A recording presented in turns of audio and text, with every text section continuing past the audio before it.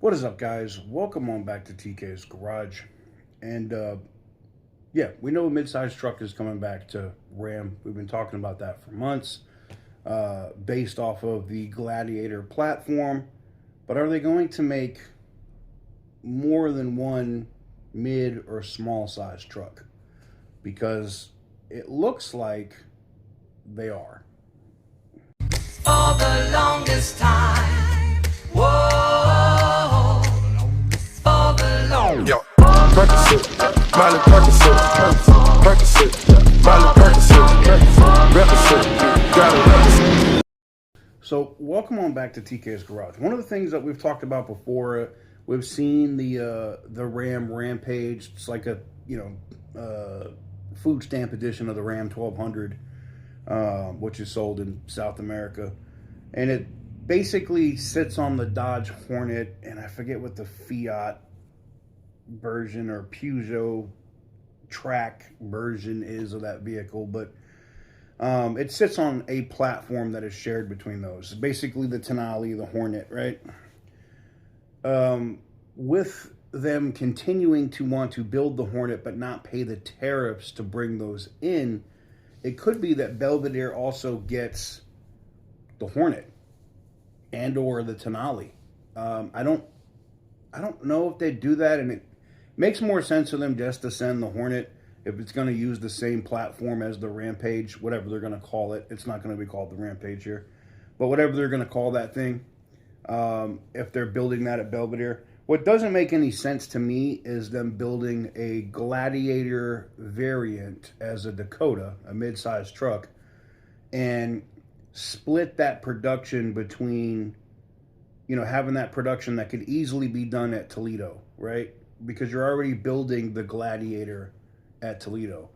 Unless they're planning on completely getting rid of the Gladiator at Toledo, which could be a possibility. Maybe they move the Gladiator to Belvidere with the Dakota, and they take a little bit longer to come out with the 1200 or the the Rampage variant, the Hornet pickup truck, basically, or the Hornet Ute, as I've seen some people talking about in the executive circle with that truck. I think it's completely stupid, to be honest.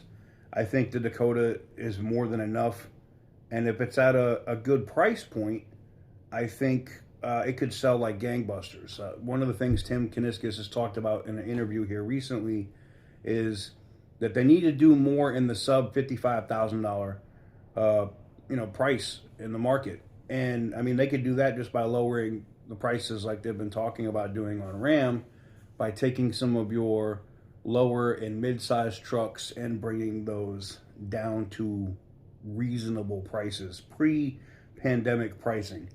And I think you compete a lot more right there. One of the things that Tim Kaniskis has talked about is the the lack of that cheaper truck that is available, with the Classic being gone.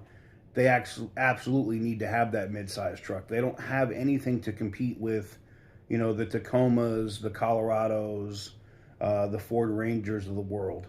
And Stellantis looks to be pushing with Ram, to do that mid-sized truck, to have that, Ford Ranger, so to speak, of the Ram brand, but also looking to take some of those Maverick sales with the Rampage. So it'll be interesting to see, because they have to make a lot of changes to that truck for that thing to be able to be sold in the United States safety-wise. So we'll see.